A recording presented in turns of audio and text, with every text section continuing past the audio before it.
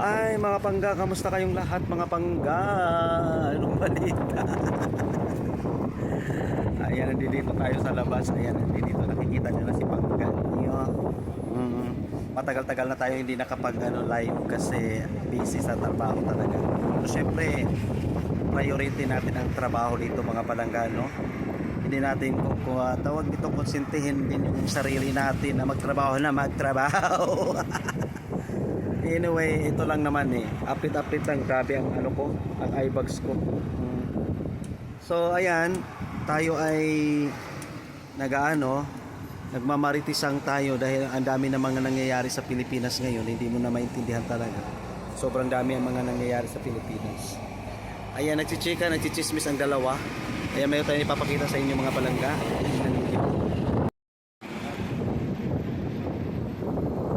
Ayan, may problema yan sila mga palangga. Nagka-problema sila ng kanilang mga kung anong ginagawa nila dyan. Dahil mayroon tayong kababayan na umalis sa trabaho. Hindi nila alam kung ano ang nangyayari. Yan, nakikita ninyo ang ating lugar kung saan. Mapapansin ninyo, ayan, maaraw pa dito ngayon, maaraw pa yan.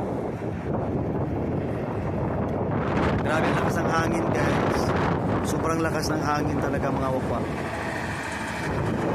Lakas ng hangin dito ngayon, grabe, sobra. Hindi ko maintindihan bakit ganun yung nangyari kasi kanina sa Pilipinas mga palangga, ikwento ko lang sa inyo, dahil nagtatrabaho siya as reflexology, massage center, ganyan, dito lang malapit sa sa aking shop.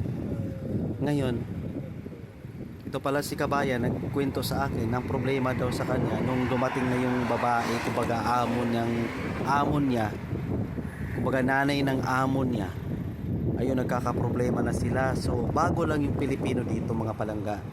So ngayon ang nangyari, dahil iba yung ugali ng babae, yung nanay ng amon niya, so pinagdidiskitahan si Pilipino. So ang nangyari kanina, hindi ko lang kasi na video. So kung na video ko sana yun, dapat mapapanood niyo yun. Ngayon ang nangyayari mga palanggan, sabi ni kabayan, hindi daw binibigay yung tamang komisyon niya sa pagtatrabaho niya as reflexology. So ito na nga, umalis si kabayan kanina, tapos ako sinisisi ng amon niya, dinadamay ako. Kaya dapat sa lahat ng mga OFW natin, lalong-lalo na nandito sa bansang Arabiano, sa gitnang silangan mga langga, mag-ingat tayong lahat. Kasi minsan hindi natin hawak yung isip nila, nagbabago talaga yung kanilang mga utak. Ngayon, nagsumbong yung babae sa pulis.